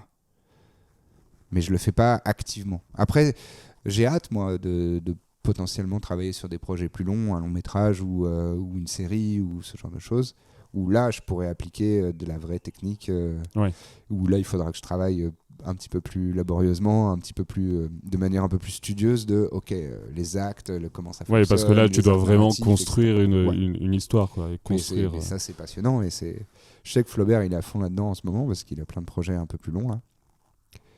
Et voilà, il a lu 45 bouquins et il applique tout un tas de préceptes qui sont éprouvés depuis des années et des années par plein de gens géniaux. Et voilà, mais non, pour l'instant, j'ai jamais eu l'occasion de vraiment le mettre en application, ça. J'utilise un peu naturellement, via l'expérience d'avoir écrit beaucoup de trucs, ce genre de petites techniques, mais comme ça, en fait, ça se fait un peu plus naturellement. Ok, ça me permet d'enchaîner sur une question que j'ai posée quasiment à tous mes invités, je pense. Ouais. Quel ratio, si tu devais estimer un ratio entre le temps que tu passes à te former, étudier, essayer de... voilà, le côté théorique, et le temps que tu passes à être sur le terrain, à pratiquer, à jouer, etc. Est-ce que tu aurais une idée à peu près de quel côté penche la balance ? Est-ce que tu es plutôt du genre à apprendre beaucoup de choses avant et à pas te lancer tant que tu connais pas tout sur tout, ou est-ce que tu es plutôt du genre à te lancer sans forcément avoir le background théorique ? Alors, je suis du genre à me dire, ok, il va falloir que je bosse ça à fond, à ne pas le faire, puis à le faire au dernier moment, et après me lancer. Je sais pas si c'est clair. Je vais prendre un exemple concret. Dans Arel 3, j'ai une scène très lourde émotionnellement dans l'épisode 3. Ouais. Où mon personnage est censé devenir taré parce qu'il est seul dans une pièce vide depuis vraiment très longtemps. Et c'est le genre de truc qui rend fou. Et en lisant le scénar, je me suis dit, putain, mais c'est trop bien joué, c'est hyper intéressant, j'ai jamais fait ça, c'est cool, comment moi je réagirais, etc. J'ai pas mal réfléchi. Mais bon, tu y réfléchis, c'est une part du travail, mais voilà. Après, je me suis dit, il faut que je m'intéresse à ça, à l'isolement, à ce que c'est, etc., etc. Donc, je vais m'intéresser à ça. J'ai rien fait. La veille du jour de tournage, j'ai passé 4 heures à regarder des commentaires, pas des commentaires, des documentaires, pardon, sur YouTube de gens qui sont en isolement dans les prisons américaines, des témoignages et de comment tu te sens, etc., etc. Et d'avoir des indices de comment tu te sens vraiment. Et là, je me suis préparé une playlist avec des bruits blancs d'avion. Voilà. Et je me suis mis une playlist Spotify de 6 heures de ça. Et le matin du tournage, je me suis levé assez tôt. Et j'ai tout de suite, dès le réveil, je me suis mis cette playlist de bruit blanc d'isolation.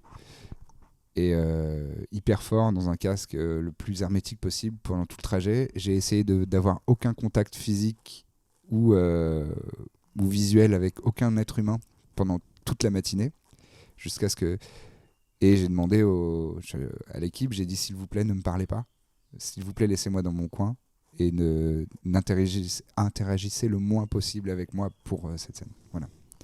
Et tout le monde a été super cool et super respectueux. Tout ça. Donc tu vois, pour un vrai travail, une scène importante, une séquence importante et tout, j'ai envie de travailler ces choses-là comme ça et d'être à fond.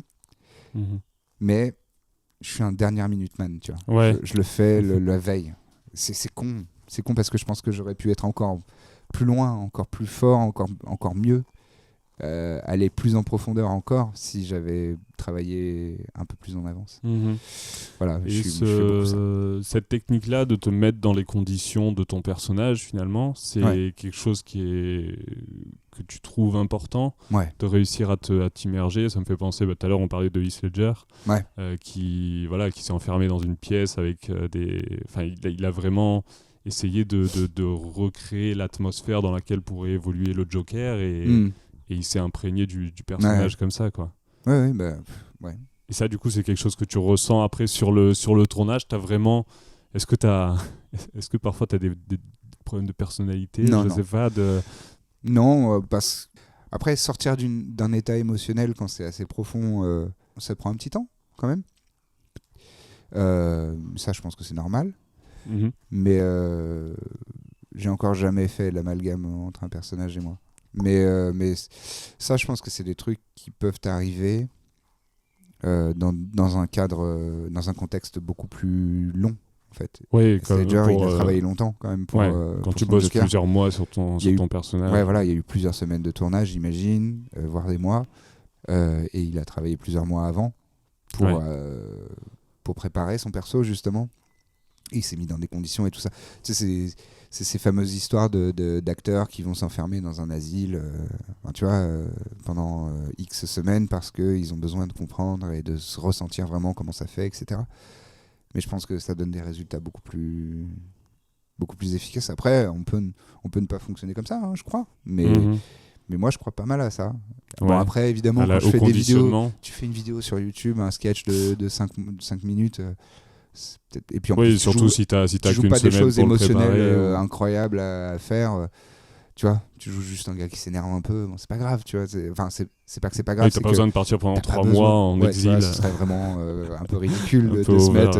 Overkill, mais je suis allé me mettre dans des conditions très énervantes pour être très énervé, tu vois. Non, c'est pas la peine, tu vois. C'est un peu too much, quoi. C'est du zèle. Mais quand t'as un rôle qui vaut le coup, un personnage qui vaut la peine de te mettre dans des situations comme ça, moi je suis chaud pour le faire de ouf, quoi. J'ai toujours dit à tout le monde, mais moi je prends 50 kilos quand vous voulez, quoi. Ah ouais, mais ouais. Tu serais prêt à... Oui, à fond. Ah, non, mais vraiment, c'est mon rêve, moi, c'est ça, c'est de faire ça, c'est de m'immerger dans un truc et de vraiment vivre le métier à 200%, que ce soit toute ma vie pendant 3 semaines et que au final on fait une semaine de tournage mais que pendant 3 semaines j'ai fait que ça. Ouais. Je l'ai fait un peu pour un long métrage indépendant qui est sur Amazon Prime US et UK puisque c'était en Angleterre.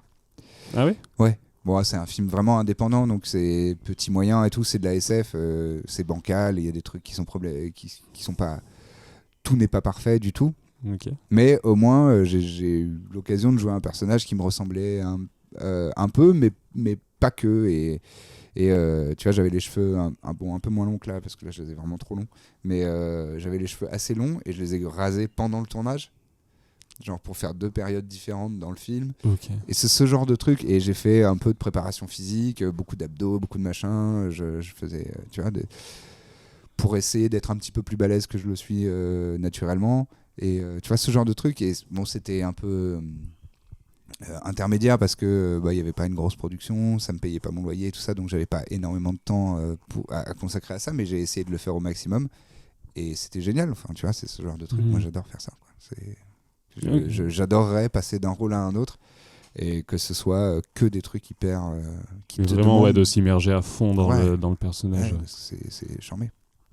Ok. Concernant les deadlines, parce que tu disais tout à l'heure, tu es un dernière minute man, c'est quoi ton rapport avec les deadlines ? Est-ce que pour toi c'est quelque chose d'important ? Est-ce que pour toi c'est quelque chose qui te contraint ? Par exemple, sur ta chaîne YouTube, est-ce que tu t'imposes des deadlines pour tes vidéos personnelles ? Je voulais le faire, mais j'y arrive pas. J'arrive pas à le tenir. J'arrive pas à tenir des deadlines si c'est que moi le chef. Ok, ouais. Il faut qu'il y ait quelqu'un de supérieur à toi qui te... Ouais. Je me respecte pas assez. Okay.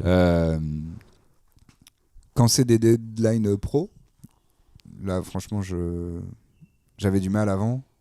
Maintenant je suis rodé. On m'a déjà... tu vois, le dernier du bureau des plaintes là, Game of Thrones,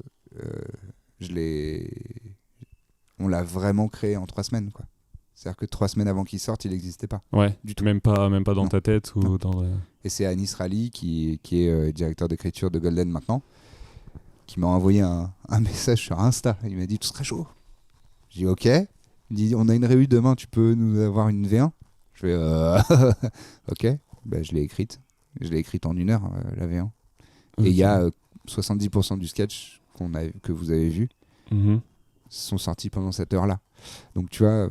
Je dis pas ça pour me la raconter, je dis ça pour dire tu travailles ton outil, et après ton outil il est bien aiguisé, et quand tu sais exactement, quand on te demande exactement j'aimerais que tu me fasses ça, et que tu sais le faire, ça va beaucoup plus vite. Ouais. Et donc là on m'a dit, Anis il m'a dit t'es chaud demain, il m'a rien imposé, hein, mais il m'a dit ce serait cool que demain on puisse le lire en réu, et que les auteurs puissent réagir et te donner des retours, et que ça puisse voilà. Et voilà. Du coup, pour toi, c'est assez bénéfique d'avoir une deadline imposée par une personne. Ça te force la main. Ouais. Après, parfois, c'est dans la douleur et c'est chiant et c'est dur à vivre. Hein. Bien sûr. C'est comme si on te faisait des clés de bras, quoi. Ouais. Mais au final, bah, tu te renforces un petit peu et tu deviens un petit peu plus résistant. Et puis après, au bout d'un moment, tu sais gérer la clé de bras et ça avance. Ça avance plus vite. Ok. Est-ce que tu as un moment spécifique dans ta journée où te viennent... la douche. Où te viennent... C'est vrai, les idées, j'ai pas fini ma phrase, du coup, tu as anticipé, tu as compris ce que j'allais dire. Donc voilà, donc tes idées, elles te viennent souvent sous la douche. Souvent sous la douche. En fait, c'est un peu connecté avec cette histoire d'activité sur laquelle tu es concentré. Et quand je parlais tout à l'heure des exercices avec les châteaux de cartes et tout ça. Ouais. C'est un peu connecté à ça parce que c'est toujours dans des moments où je suis en train de faire un truc physique qui me prend mon attention... Consciente, ouais. Ouais, ou superficielle. Okay. C'est-à-dire que quand je fais la vaisselle aussi. Quand je fais la vaisselle, j'ai des idées. Ok. Soudainement, quand je suis en train d'étendre mon linge. Tu vois, c'est des trucs de merde. Tu fais des trucs de merde qui sont juste... les choses très mécaniques. Ouais, voilà. Tu fais quelque chose de mécanique où tu prends ta douche, où tu es en train de te savonner. Il n'y a rien de plus boring, tu vois. Mm-hmm. Et ben, c'est là que ton cerveau... Enfin, que ton cerveau. Je dis pas pour tout le monde, mais moi, mon cerveau est libéré de... Et puis, il est plus distrait. Il y a ça aussi. Moi, je suis très... Je me laisse beaucoup distraire par Internet, machin, les réseaux sociaux. On s'en fout, en fait. Que des trucs qui m'intéressent pas vraiment, en plus. C'est ça le pire. Il y a beaucoup de choses qui m'intéressent pas vraiment et je voulais cliquer dessus. Ouais. Ces derniers temps, là, souvent, je me fais la réflexion à voix haute. Je me parle à moi-même et je me dis, mais pourquoi tu scrolles Facebook ? T'en as rien à foutre de tout ce que tu viens de voir là. Pourquoi tu fais ça ? Tu sais, je me mets des tapes sur les mains, quoi. Mais j'ai un peu de mal à m'en détacher pour l'instant. Et donc c'est dans des moments où j'ai pas toutes ces distractions, où j'ai pas une vidéo de YouTube qui passe en fond, ou quoi que ce soit, ou des réseaux sociaux, ou un gif animé à la con qui m'occupe l'attention. Et donc je suis en train de me savonner le cul ou de faire la vaisselle. Et là, d'un seul coup, mon esprit s'exprime un peu plus. Ok. Voilà. Ouais, j'avais écouté c'était dans une vidéo de Bruce d'Y penser, alors ça date, hein, je pense que c'est il y a au moins 4 ans que j'avais vu ça, et il disait que pour lui c'était hyper important de s'ennuyer. Il disait que tous les trajets qu'il avait passés quand il était gosse avec ses parents dans la voiture, et à vraiment s'ennuyer pendant 7-8 heures, derrière, ça permet de créer énormément d'idées parce que tu es seul avec ton esprit et au final, ton esprit, il crée des choses par lui-même. Je suis super d'accord. C'est mon frère qui est un peu plus jeune que moi,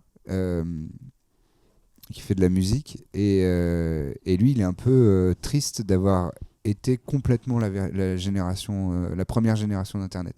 Mon frère, il a 32 ans. Enfin, il va avoir 32 ans là bientôt. Donc... en 98-2000, quand il y a la DSL qui arrive, lui, il a 11-12 ans, tu vois. Donc, il est sur Internet très rapidement, quoi. Donc, il est la première vraie génération qui se forge, qui passe son adolescence sur Internet. Et il me disait ça, il me disait, toi, t'as de la chance, en fait, de pas avoir été dans cette génération-là, parce que il parlait de la musique, parce qu'on faisait de la musique ensemble et tout ça. Il me disait, en fait, toi, tu te la galérais, il fallait que tu trouves à l'oreille, si tu voulais jouer About a Girl de Nirvana, il fallait que tu la trouves à l'oreille. Il fallait que tu trouves t'avais pas les tutos sur YouTube. Ouais. Non, j'avais pas de tuto YouTube, ou alors il fallait que j'achète des partoches, mais c'était super cher et tout ça. Enfin, fallait que tu te la galères. Et donc j'ai passé beaucoup de temps, moi, sur ma guitare, à faire de la merde et à essayer de trouver des trucs et machin, et à écrire mes premiers morceaux, du coup, parce que j'arrivais pas à retrouver le refrain de tel morceau de Metallica. Donc je me disais, ah merde, bon. Et donc je faisais un truc et je me mettais à écrire. Et donc, c'est ces moments-là où tu te la galères en fait. C'est comme ce que disait Bruce, les moments d'ennui ou les moments de tu te la galères. T'es tout seul dans ta chambre, t'es un adolescent, t'as envie de t'exprimer. Et plutôt que de regarder des gens qui crient sur Fortnite. Ouais. Après, c'est une façon de s'exprimer aussi. Tu vois, je suis pas du tout en train de juger. Je dis pas c'était mieux avant. J'aime pas ce genre de discours à la con, genre quand on n'avait pas les réseaux sociaux et Internet et machin. Mais arrêtez, c'est débile. Il y a une richesse à ça de ouf, donc faut la prendre aussi. Faut la prendre aussi, tu vois. Moi, je vois je regarde plus, mais une période, je regardais. C'était pas The Voice, c'était Nouvelle Star. Okay. Et je voyais des gamins et des gamines de 17 ans, 18, 19 ans. Ils avaient une culture musicale. Ils connaissaient Nina Simone, ils connaissaient machin, ils connaissaient des trucs de ouf. Je dis, waouh, mais c'est parce que Internet. Ouais, c'est quelque chose que tu n'aurais jamais pu avoir. Non, moi, j'avais pas ça. Moi, j'avais une culture musicale, j'avais un genre musical où j'étais à fond. Moi, j'écoutais du grunge, de Nirvana, Soundgarden et tout ça. Et j'achetais un CD tous les 1 mois et demi, tu vois. Et on se prêtait les CD entre potes et on se faisait des cassettes et tout, on se la galérait. Donc, ça avait une vertu de ok, tu vas te débrouiller par toi-même et ok, ton imagination va se développer, etc. Donc ça, c'est cool. Mais tes références, elles sont un peu bornées, quoi. Elles sont un peu petites. C'est un petit peu limité, tu vois. Moi, j'étais vraiment limité. La scène rock des années 90 de Seattle, tu vois. Moi, j'écoutais que ça.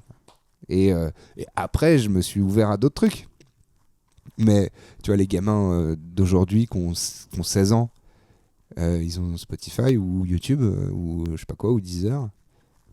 Ils peuvent écouter quasiment tout et tous les styles, ils ont accès à tout. Et ça les rend beaucoup plus riches, quoi. Donc oui, des moments d'ennui, c'est bien. Mais les moments où tu t'occupes, ça t'enrichit aussi. Donc tout est positif au final. Faut essayer peut-être de balancer un peu les deux. Super, du coup on va passer aux questions de fin parce que là ça fait un petit moment, on va essayer d'accélérer un petit peu vers la fin. Il y a une question, donc toi j'ai écouté un épisode que tu as fait sur le podcast de Mademoiselle, The Boys Club, qui est donc qui parle de masculinité. Et je leur ai piqué une question, qui n'est pas exactement la même question. J'ai pas beaucoup parlé de masculinité dans cet épisode, je trouve. Mais bon. Tu trouves que tu as digressé un peu Ouais, j'ai parlé quasiment que de Survivor. C'est vrai. Bon. D'ailleurs, il faudrait que tu me dises après où est-ce qu'on trouve les épisodes de Survivor, parce que tu as réussi à me donner envie de regarder. C'est illégal, mais ouais. On peut pas ? Ok, bon, on en parlera après. C'est piraté, quoi. Ok. Internet. Parce qu'en France, tu peux pas trouver Non, de la merde. D'accord. Ok. Et du coup, là, leur question phare, c'est qu'est-ce que c'est pour toi être un homme ? Bon, moi, je vais pas poser cette question-là, ça n'aurait pas trop de sens, mais qu'est-ce que c'est pour toi que la créativité ? Qu'est-ce que ça... Quelle définition tu donnerais à ce mot et quel rapport tu as avec ?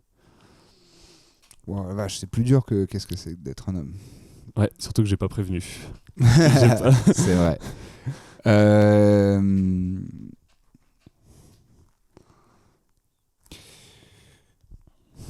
La créativité, je crois que c'est de l'envie. Pour moi, c'est de l'envie, en fait. Tu deviens créatif quand tu as envie de quelque chose. C'est-à-dire que, en tout cas, moi, mon processus, c'est ça. C'est que il y a des choses qui me font envie. Il y a des choses que j'ai envie de vivre ou que j'ai envie de voir ou que j'ai envie de faire. Et c'est comme ça que je vais être créatif. C'est ça qui va me rendre créatif, je crois. Ok, c'est plus, donc comme je crois qu'on en parlait tout à l'heure, c'est d'abord tu fais ta vidéo parce que tu as envie de la faire et ensuite vient le reste finalement. Ouais. Tu vois, quand j'ai écrit cette idée de jouer un mec qui se prostitue et qui se travestit pour vendre son corps, ouais. J'avais envie de quelque chose. J'avais envie de jouer un personnage qui ne me ressemble pas. J'avais envie de jouer avec l'androgynie. J'avais envie de... Tu vois ? Et c'est ces envies-là qui sont... Et tu vois, c'est marrant, la créativité. C'est venu... J'étais en train de repasser une chemise. Je t'avais dit tout à l'heure. Ouais, j'étais en train de repasser une chemise pour mon boulot de Galerie Lafayette. Ouais. Et là, mon esprit s'est évadé et je me suis dit, qu'est-ce que j'aurais envie de faire ci et ça. Ah putain, je jouerais bien un mec qui fait ci, qui fait ça. Voilà. Et ben voilà. En tout cas, pour moi, ça fonctionne comme ça. Ok. Donc c'est avant tout... envie de quelque chose. Avant tout l'envie, ouais. Est-ce qu'il y a quelque chose dans ta carrière que tu as été terrorisé de faire, que vraiment tu as eu peur de faire, et que derrière tu as quand même fait et qui t'a apporté beaucoup? Le stand-up. Ouais.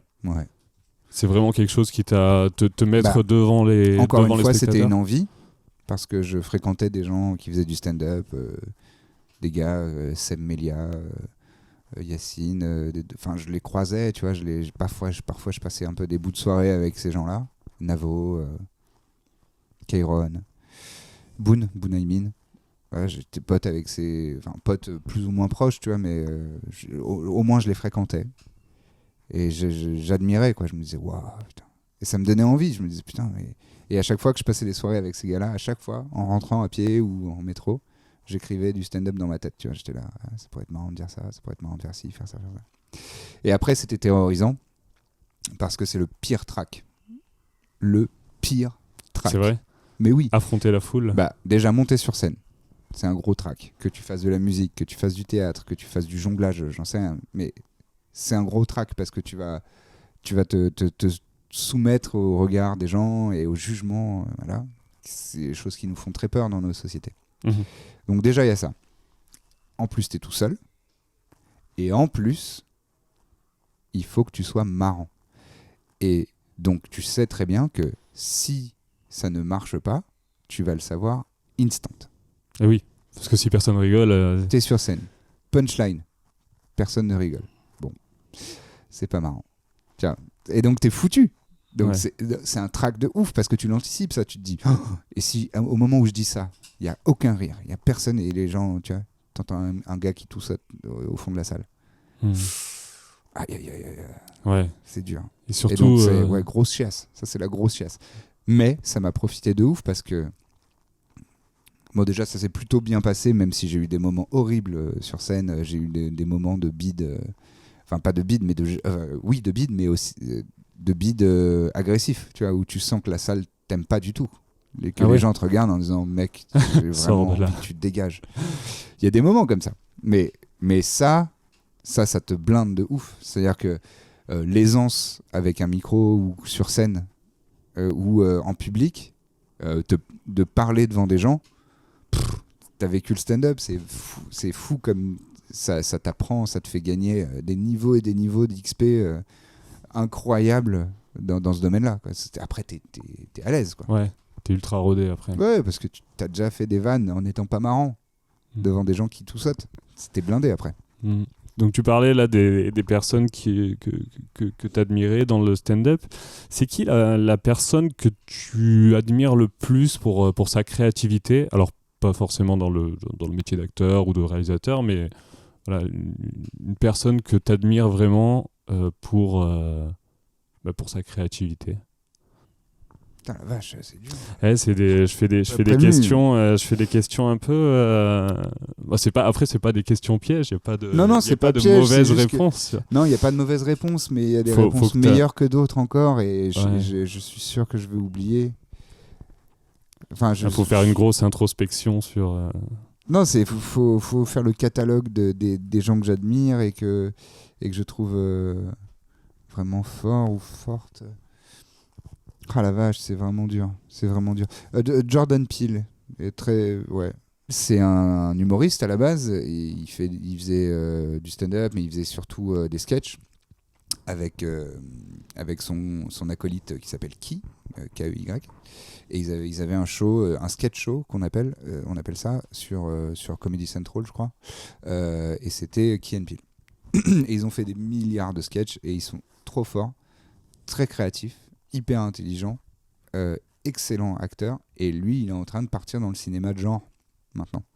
Donc il faisait de l'humour, et il a fait Get Out qui est un film d'angoisse un peu, et il a fait un deuxième film qui s'appelle Us, qui a l'air d'être un film encore plus d'horreur, de slasher, de je sais pas quoi. Je vais pas voir ces films là parce que j'ai peur, je suis une flippette, donc donc j'ai vu Get Out mais j'ai pas vu Us. Et là, il va adapter Twilight Zone, donc, qui est un monument américain des séries de genre, etc.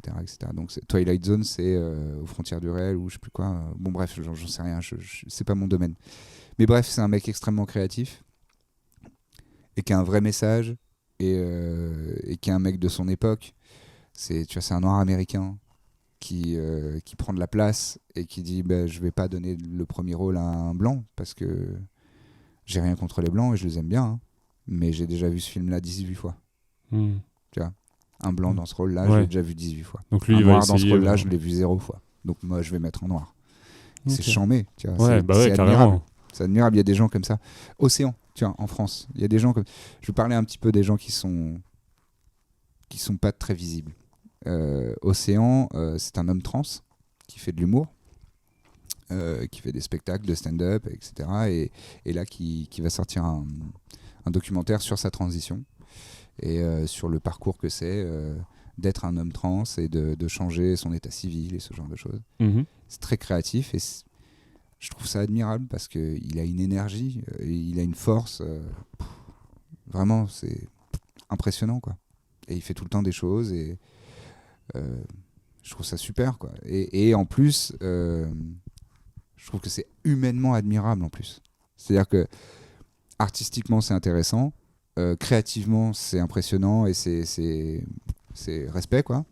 Et en plus, humainement, derrière, il y a un message. Il y a quelque chose de fort, il y a quelque chose d'important. Tu vois, que ce soit Jordan Peele pour les communautés noires américaines ou Océan pour les personnes transgenres en France. C'est cool parce que c'est des gens qui sont pas représentés, qu'on voit pas dans l'espace public, qu'on moque, il y a des taux de suicide de fous. Voilà, et donc ces gens-là, non seulement ils sont créatifs, ils sont artistiquement intéressants, ils sont talentueux, et en plus ils représentent des gens à qui on donne rarement la parole, quoi. Sophie-Marie Larouille aussi, tu vois, je l'admire de ouf. Parce que, putain, qu'est-ce qu'elle bosse, elle a des idées dans tous les sens, elle fait des choses, elle est hyper talentueuse, elle est hyper drôle, elle est unique. Tu vois, Sophie-Marie, je te parlais des gens influents tout à l'heure, malgré eux, Sophie-Marie, elle est hyper influente malgré elle. Elle a une face... Après, elle est hyper extravertie, elle a une façon, parfois, elle joue un peu des coudes, elle s'impose et tout, elle est un peu bulldozer, elle est un peu énervante par moments, mais elle est géniale. Enfin, moi, il y a 1% du temps où elle m'énerve, 99% où je la trouve charmée, et je la trouve sublime, et elle est trop cool. Et elle aussi, tu vois, à bientôt de te revoir, c'est charmé, il faut écouter ce podcast. Et il faut regarder ses vidéos, je l'admire de ouf. C'est la dernière question qui va te demander un peu de réflexion interne. Si le domaine de l'audiovisuel s'arrêtait et que n'existait plus et que tu pouvais plus travailler... Pour personne. Ouais, pour personne. Enfin, en tout cas, plus pour toi, plus pour Lucien Mène. Qu'est-ce que tu ferais ? Je ferais quelque chose de manuel. Ouais, créatif mais manuel. Alors, je pense que je ferais quelque chose soit dans le domaine de la charpente, enfin du mobilier, de l'ébénisterie. C'est marrant parce que le dernier invité que j'ai eu, il m'a dit, Olivier Schmitt, il a dit je serais ébéniste, je pense. Ouais, mais c'est quelque chose de... Je sais pas, je trouve que ça me touche, ça m'intéresse. Donc soit ça, soit, c'est pas très éloigné, soit le travail du cuir. Ok. Voilà. Bon, c'est pas vegan, contrairement au travail du bois. Mais voilà, j'aime beaucoup les articles en cuir et je trouve que c'est intéressant à travailler. Enfin, je le fais un peu déjà, hein, mais en loisir. Mais voilà, ce genre de choses. Quelque chose de... Ou alors dans les costumes. Les décors, les costumes. Mais bon, l'audiovisuel n'existe plus, donc bon, on s'en fout des costumes. Mais voilà, de la création de vêtements, d'articles en cuir, de ce genre de choses, ou de la sellerie, ou... voilà. Toute dernière question. Comment est-ce que tu aimerais voir Lucien Mène dans 5 ans ? Où est-ce que tu aimerais qu'il soit ? J'aimerais qu'il soit là où j'aurais aimé être il y a 10 ans, en fait.